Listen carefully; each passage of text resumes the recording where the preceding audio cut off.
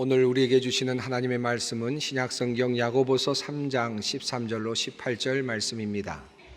야고보서 3장 13절로 18절 말씀입니다. 이 계시의 말씀을 봉독할 때 다 함께 살아계신 하나님의 음성을 들을 수 있기를 바랍니다. 너희 중에 지혜와 총명이 있는 자가 누구냐? 그는 선행으로 말미암아 지혜의 온유함으로 그 행함을 보일지니라. 그러나 너희 마음 속에 독한 시기와 다툼이 있으면 자랑하지 말라. 진리를 거슬러 거짓말하지 말라. 이러한 지혜는 위로부터 내려온 것이 아니요 땅 위의 것이요 정욕의 것이요 귀신의 것이니 시기와 다툼이 있는 곳에는 혼란과 모든 악한 일이 있음이라. 오직 위로부터 난 지혜는 첫째 성결하고 다음에 화평하고 관용하고 양순하며 긍휼과 선한 열매가 가득하고 편견과 거짓이 없나니 화평하게 하는 자들은 화평으로 심어 의의 열매를 거두느니라. 아멘. 지난달 23일, 그러니까 한 열흘 전쯤 된 것 같습니다. 일본을 방문 중이셨던 이 낙연 총리께서 게이오 대학교 법학부 학생들과 대담한 내용이 인터넷 기사로 올라왔습니다. 그때 한 학생이 물었습니다. 한국에서 일어나고 있는 다양한 대규모 집회들에 대해서 궁금해하면서 한국인들은 무엇에 큰 관심을 가지고 있는 것입니까? 라고 그렇게 물었습니다. 이런 질문에 대한 답변 중에 이런 내용이 나옵니다. 한국인들은 공정함과 정의에 대한 예민한 감각을 가지고 있습니다. 라는 말이었습니다. 한편으로 공감이 되는 그런 내용이었습니다. 그런데 곰곰이 생각해 보면 우리 한국인들만 정의와 공정함에 대해서 열망하고 있을까? 아마도 모든 세계, 우리나라뿐만 아니라 전 세계의 사람들이 오늘날 매우 중요하게 생각하고 있는 개념이 공정함 그리고 정의가 아닐까 하는 생각도 해보게 되었습니다. 아니, 이 정의라고 하는 이 질문, 정의에 대한 이 질문은 오늘날뿐만 아니라 지금까지 인류의 역사 속에서 끊임없이 제기되어 왔던 그러한 질문이기도 합니다. 소크라테스를 비롯한 힐랍의 철학자들로부터 시작해서 그리고 마이클 샌델에 이르기까지 수많은 사람들이 이 정의의 문제에 대하여 고민하여 왔고 나름 대답을 내놓았습니다. 그리고 오늘 우리 사회 속에서도 여전히 이 문제는 진행 중입니다.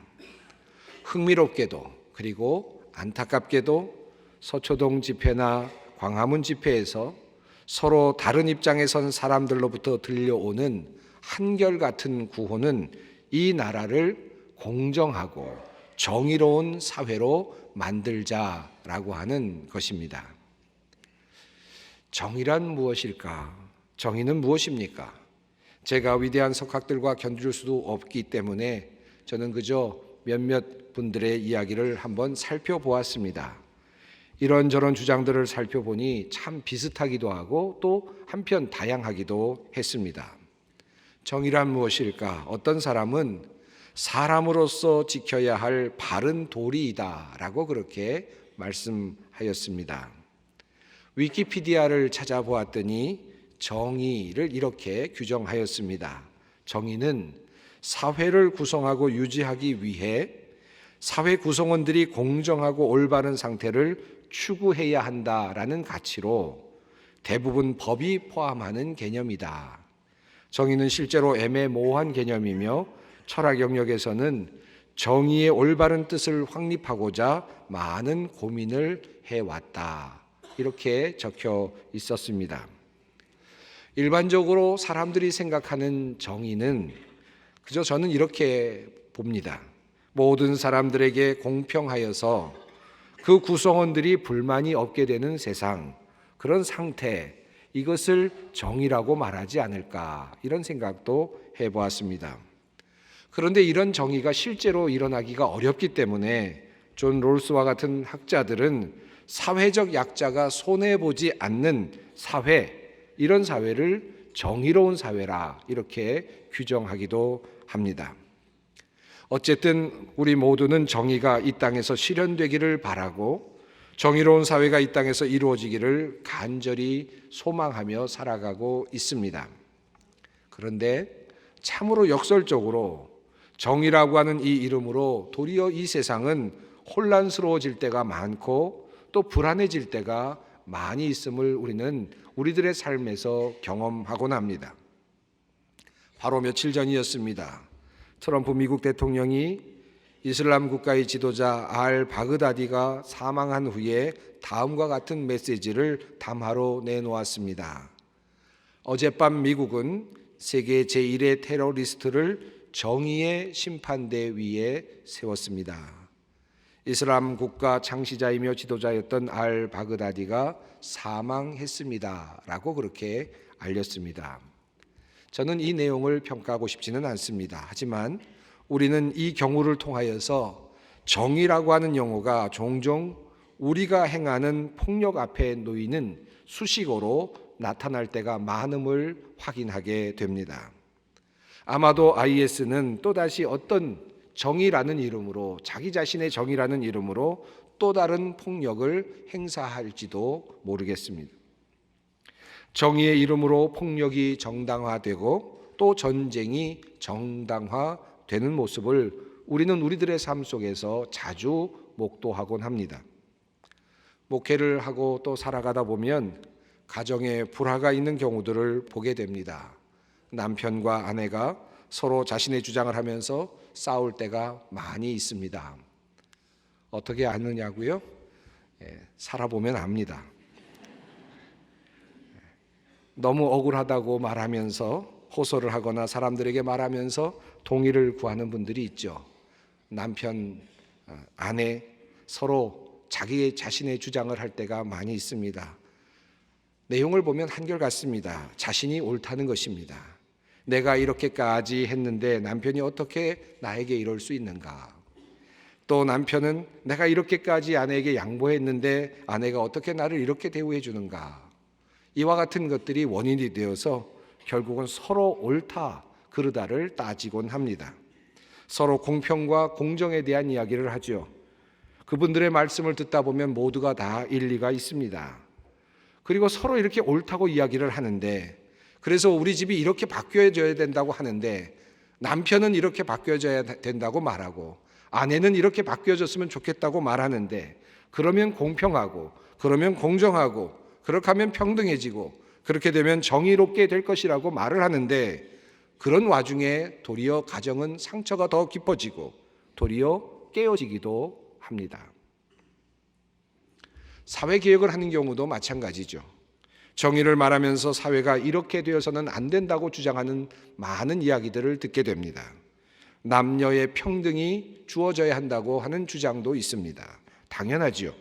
노동자와 고용주 간의 평등이 이루어져야 한다는 주장도 있습니다. 당연합니다.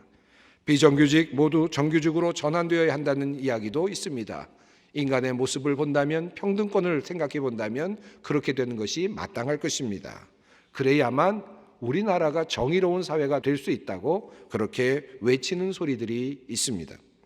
한편에서는 법을 내세우면서 모두가 법 앞에서 평등할 수 있을 때, 평등하게 될 때 정의로운 사회가 될 것이다 라고 주장을 합니다. 모두 일리가 있고 모두 맞습니다. 그런데 사회의 분위기는, 공동체의 분위기는 이러한 주장들이 계속해서 나오고 있는데 도리어 사회의 분위기는 험악해지고 때로는 증오로 넘쳐나는 것을 보게 됩니다. 오늘 우리의 나라가 그렇고 우리의 직장이 그렇고 우리 교회 모습이 그렇고 우리의 가정이 그렇고 나 자신의 모습이 또한 그렇습니다. 도대체 무엇이 문제인 것입니까? 앞에서 살펴보았습니다마는 위키피디아는 정의를 이런 방식으로 설명하였습니다. 정의는 사회를 구성하고 유지하기 위해서 공정하고 올바른 상태를 추구해야 할 정의가 필요하다라는 그런 말씀을 하였죠. 사회를 구성하고 유지하기 위해서 정의가 필요하다라는 그런 취지입니다. 그런데 사회를 구성하고 유지하기 위해서 공정하고 올바른 상태를 추구하는 정의가 필요하다고 하고 그렇게 노력을 하고 있는데 도리어 사회를 구성하고 유지하게 되기가 도리어 어렵게 되는 경우들을 우리는 종종 보게 됩니다. 도리어 사회가 불행해지고 혼란스러워지는 모습을 또한 확인하게 될 때가 많습니다. 참으로 안타까운 일입니다. 어떤 분들은 이 증오의 분위기나 또는 투쟁이나 이러한 사회 혼란은 정의를 이루는 과정에서 일어나는 일시적인 과정이라고 그렇게 설명합니다. 물론 그것도 일리가 있습니다. 혼란스럽다고 무조건 부정의를 미룰 수는 없을 것입니다. 그러나 그렇게만 한다면 꼬리에 꼬리를 물고 우리는 정의라는 이름으로 정의를 이루기 위해 그 정의를 이루기 위한 명분으로 끊임없이 또다시 투쟁과 어려움과 혼란을 경험하며 끊임없이 불행하고 고통스러운 시간을 보내야 할지도 모릅니다. 왜냐하면 온전한 정의는 이 땅에 도래할 수 없기 때문입니다. 자, 그렇다면 우리 그리스도인들은 이 정의에 대하여 어떤 생각을 가져야 합니까? 우리는 과연 어떻게 하면 이 정의로움을 추구할 수 있습니까? 우리 사회 속에서, 우리 가정에서, 우리 현장에서 어떻게 하면 정의로운 사회, 정의로운 교회, 정의로운 직장을 만들어갈 수 있을까 하는 질문입니다. 오늘 본문을 통해 우리에게 주시는 말씀은 참으로 놀라운 말씀입니다. 야고보서 3장 18절 말씀입니다. 화평하게 하는 자들은 화평으로 심어 의의 열매를 거두느니라. 이 말씀을 세 번역으로 다시 제가 읽어드리겠습니다. 정의의 열매는 평화를 이루는 사람들이 평화를 위하여 그 씨를 뿌려서 거두어 드리는 열매입니다. 제가 다시 한번 읽어드리겠습니다. 정의의 열매는 평화를 이루는 사람들이 평화를 위하여 그 씨를 뿌려서 거두어 드리는 열매입니다. 오늘 본문 말씀은 정의가 무엇인지 규정하지는 않습니다. 그러나 정의의 열매를 어떻게 하면 얻을 수 있는지에 대한 방법을 알려주고 있습니다. 답은 그렇습니다. 정의는 평화를 통하여 얻어진다라는 말씀입니다. 우리는 종종 거꾸로 생각할 때가 많습니다. 종종 사회를 정의롭게 만들면 그때에 평화가 도래할 것이다 라고 그렇게 생각합니다. 그리고 우리들의 최종 목표는 평화이죠. 평화가 도래할 수 있게 하기 위해서, 이 땅에 온전한 평화가 오게 하기 위해서 우리가 노력해야 할 하나의 과정으로 정의를 말할 때가 많습니다. 정의를 평화를 만드는 하나의 도구로, 과정으로 생각을 하는 것입니다. 정의로워져야만 이 땅에 평화가 도래할 수 있다라고 그렇게 주장하는 것입니다. 예를 들어서 남자와 여자가 평등하지 않습니다. 불평등한 대우를 받습니다. 그래서 평화가 없습니다. 남자와 여자가 모두 평화스러워지고자 한다면 이 불평등을 제거해야 합니다. 이 정의의 문제, 이 불평등의 문제를 제거함으로써 정의를 실현하게 되면 그때에서 이 땅에 평화가 올 것이다 라고 말하는 것이죠. 이와 같은 주장들은 국가 간에, 그리고 민족 간에, 그리고 여러 공동체 안에 동일하게 존재하고 있습니다. 국가들이, 민족들이, 사람들이 정의를 내세우는 이유가 무엇입니까? 평화를 만들기 위해서는, 행복한 세상을 만들기 위해서는 우리 안에 반드시 정의가 있어야만 한다라고 주장하는 것입니다. 정의가 이루어지게 된다면 이 땅은 평화의 나라가 될 것이고 행복한 나라가 될 것이다 라는 것입니다. 그러니 그때까지는 조금 힘들고 더 불행하게 느껴지더라도 참고 견디자라고 말을 하는 것입니다. 그러니 정의를 구현하게 된다면 자연스럽게 평화가 올 테니 그때까지만 참자라는 말씀이죠. 그런데 이 땅에 인간이 사는 한, 불완전하고 죄성을 가진 그 인간이 살아가고 있는 한, 이 꿈은 어쩌면 요원한 꿈이 될지도 모릅니다. 아니, 요원한 꿈이 될 것입니다. 하나님께서는 다른 방향에서 말씀하고 계십니다. 이 말씀을 우리가 주의 깊게 살펴보아야 합니다. 우리가 평화를 위해서 일하다 보면, 평화를 만들어 가다 보면 어느새 우리 안에 정의가 깃들여져 있을 것이다 라는 말씀입니다. 사회에서, 가정에서, 직장에서 평화를 만들어 가다 보면 어느새 우리 사이에는 행복한 사회, 그리고 우리 교회는 행복한 교회, 모두가 일할 만한 직장, 그리고 모두가 일할 만한, 행복해할 만한 가정이 만들어지게 된다는 말씀입니다. 정의가 우선하는 것이 아니라 평화가 우선한다는 말씀입니다. 평화를 만들면 그때의 정의가 함께 따라옵니다. 그렇다면 이런 질문이 생기죠. 무조건 평화를 만들기만 하면 됩니까? 정의롭지 못한 이가 있습니다. 도둑이 있습니다. 강도가 있습니다. 그런데 그들과 그냥 평화롭게 사이좋게 지내기만 하면 된다는 말입니까? 그렇게 평화롭게만 지내면 정의가 도래한다는 말입니까? 이렇게 살라는 말입니까? 그렇게 반문하실 수도 있습니다. 북한과 같은 독재 국가에서 살아가면서 그것을 그저 받아들이고 문제를 일으키지 않고 평화롭게 살아가는 것, 그게 평화입니까? 그러면 과연 그 땅에 정의가 이루어질 수 있는 겁니까? 이렇게 반문할 수도 있습니다. 그렇습니다. 그것은 말이 되지 않죠. 그렇게 살아갈 수는 없죠. 우리는 종종 평화를 말할 때에 부정의를 현실로 받아들이고 그와 함께 공존하거나 또는 타협하는 것으로 이해하거나 말할 때가 있습니다. 그것이 과연 평화이고 화평이겠습니까? 그것은 평화가 아니라 타협이죠. 그것은 굴종입니다. 부정의 그리고 불공정에 대하여 굴복하는 것이 될 것입니다. 우리 주님께서 공생애를 살아가시면서 불의와 죄악을 책망하셨습니다. 그것에 굴복하거나 불정하며 살지 않으셨습니다. 그 죄악이 그를 십자가에 달 만큼 예수님은 그 죄악과 타협하지 않으셨습니다. 우리 주님께서는 다른 방식으로 일을 하셨습니다. 우리 주님께서 하셨던 일을 한번 깊이 생각해 보십시오. 만약에 우리 주님께서 정의를 먼저 이루고 그리고 화평을 하나님과 이루기를 원하셨다면 어떤 방식으로 일하셨을까요? 우리 주님께서는 아마도 3년 동안 공생의 기간 동안 제자들을 엄격하게 훈련하셨겠지요. 예수님을 따라오는 사람들을 엄격하게 훈련하셨겠지요. 회개를 시키셨겠지요. 삶을 돌아보게 하셨겠지요. 온전한 사람으로 만들어내셨겠지요. 정의롭고 공의로운 사람들로 흠이 없이 만들어내시는데 온 힘을 다하셨겠죠. 그리고 그들을 그렇게 만드신 후에 하나님과 평화조약을 맺으셨겠죠. 그런데 예수님께서 그렇게 하셨습니까? 그런 방식으로 일하셨습니까? 예수님께서는 반대 방향으로 일하셨습니다. 이 땅에서 무엇보다 먼저 하나님과 인간 사이에 평화를 만들기를 원하셨습니다. 화평케 하는 일을 먼저 이루고자 하셨습니다.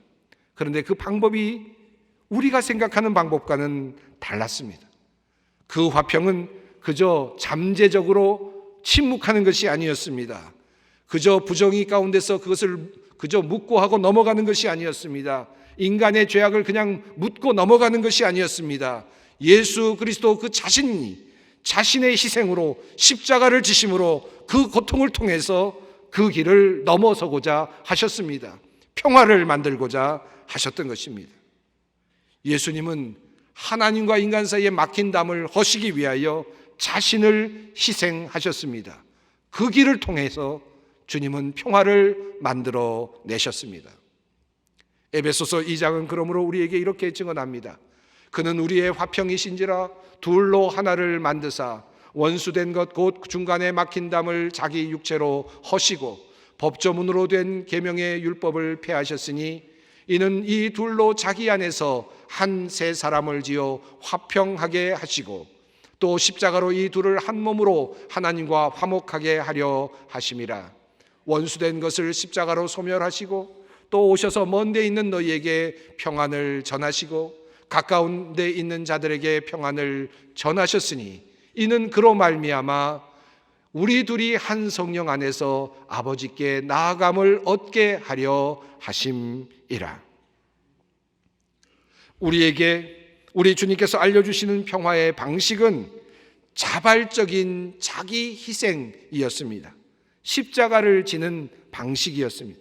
십자가에 자신을 내어주는, 사람들에게 자기 자신을 내어주는 끊임없는 자기 희생, 자기 소멸의 방식을 통해서만 이 땅에 평화가 도래할 수 있음을 우리들에게 알려주시고 또한 보여주신 것입니다. 이러한 방식의 평화가 이루어지면 그곳에서 드디어 정의의 열매가 맺히는 것입니다. 샬롬을 통하여서 정의가 선물로 주어지는 것입니다. 그러므로 하나님의 뜻은 분명합니다. 우리가 정의를 세우는 것이 아니라 우리는 평화를 추구하는 것입니다. 예수님처럼 대속적인 희생, 그 희생이 평화를 만들고 그 평화가 정의의 열매를 거두게 되는 것입니다. 평화를 만들면 그곳에 정의의 열매가 맺히는 것입니다. 오늘의 본문은 이러한 평화와 관련하여서 세상의 방식, 땅의 방식을 말하면서 이러한 방식은 참다운 지혜가 아니라고 말하고 있습니다. 너희 마음속에 독한 시기와 다툼이 있으면 자랑하지 말라. 진리를 거스러 거짓말하지 말라. 이러한 지혜는 위로부터 내려온 것이 아니요 땅 위의 것이요 정욕의 것이요 귀신의 것이니 시기와 다툼이 있는 곳에는 혼란과 모든 악한 일이 있음이라. 시기, 경쟁심으로는, 다툼으로는 결코 평화를 만들 수가 없습니다. 도리어 그것은 혼란과 악한 행위를 만들어낼 뿐입니다.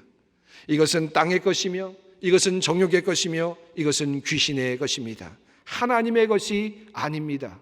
위로부터 내려온 것이 아닙니다. 하나님의 뜻이 아닙니다. 그렇다면 정말 평화의 씨앗을 뿌리는 사람들, 샬롬, 화평을 이루는 사람들은 어떠한 사람들입니까? 누구나 평화를 만들어낼 수는 없습니다.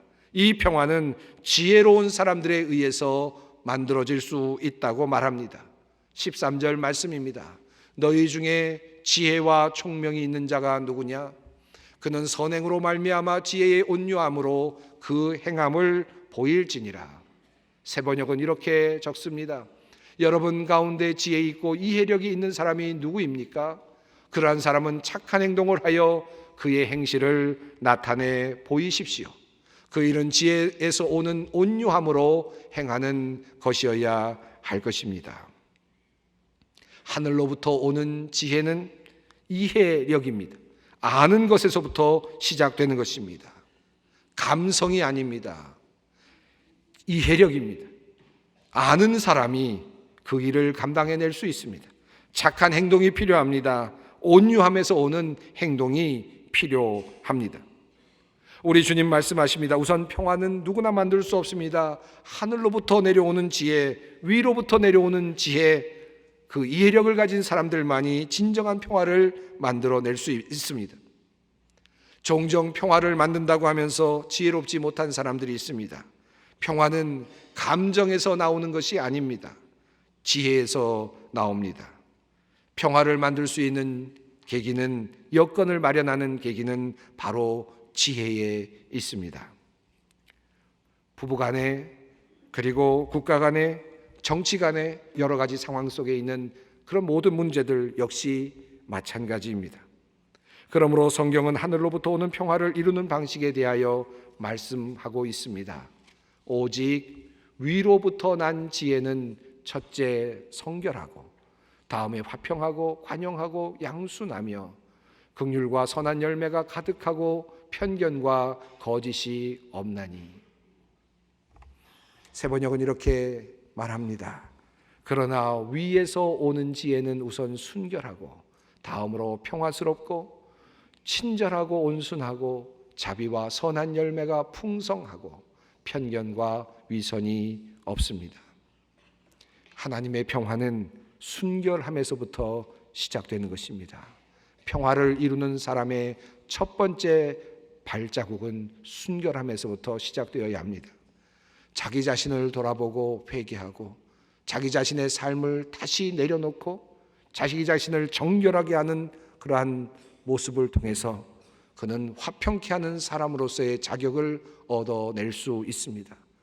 더러운 사람은 화평케 할 수 있는 능력을 가질 수가 없습니다. 순결한 자만이 화평케 할 수 있는 자격과 능력을 갖게 됩니다. 순결한 사람은 평안함에 도달합니다.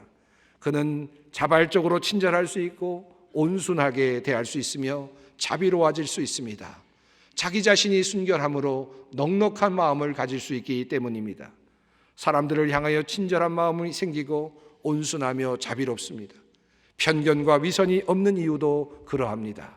넉넉한 마음이 생겨나기 때문입니다.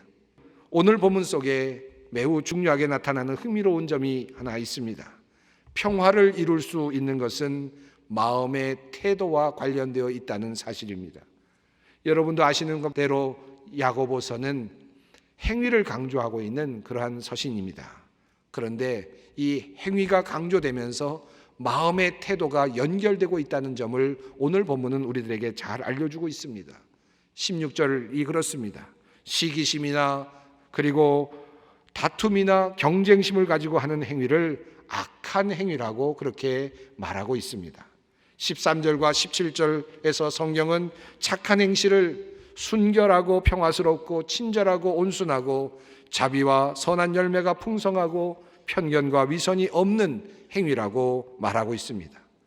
결국 마음의 상태가 중요하다는 뜻입니다. 악한 마음, 시기하는 마음, 경쟁하는 마음으로 시작된 일은 결코 평화를 만들거나 샬롬을 만들어낼 수 없습니다. 이 세상에 많은 이데올로기들이 있습니다. 이념들이 있습니다. 좋은 세상을 지향한다고 말합니다. 그러나 그 안에 미움이 있다면, 시기하는 마음이 있다면, 악한 마음이 있다면, 경쟁하는 마음이 그 안에 들어있다면 그 이념은 결코 이 땅에서 성공할 수 없습니다. 그것은 하나님의 뜻이 아니며 이 땅에서 온전히 이루어낼 수도 없습니다. 도리어 인간을 피폐하게 만들 가능성이 높습니다. 그것이 얼마나 큰 일이고 얼마나 위대한 계획인지 상관없습니다.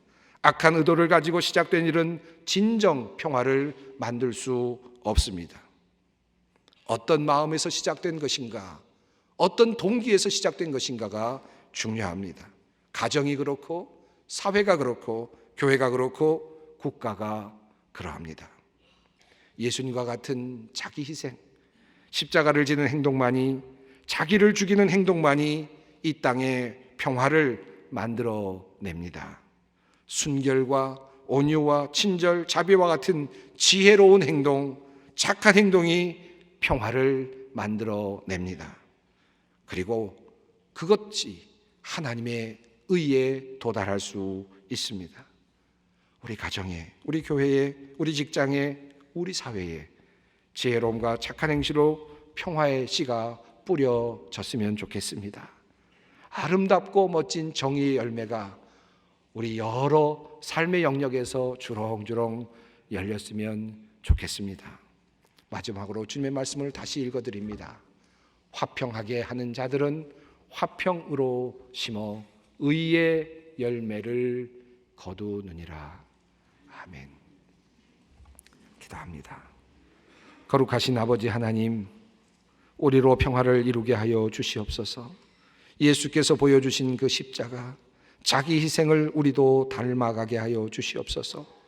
부족하오나 우리를 순결하게 하시고 우리를 너그럽게 하시고 온유하게 하시고 친절하게 하여 주시옵소서. 그리하여 저희들을 통하여 이 땅에 의의 열매가, 정의의 열매가 가득 넘치도록 열리게 하여 주시옵소서. 우리 주 예수 그리스도의 이름으로 기도드리옵나이다.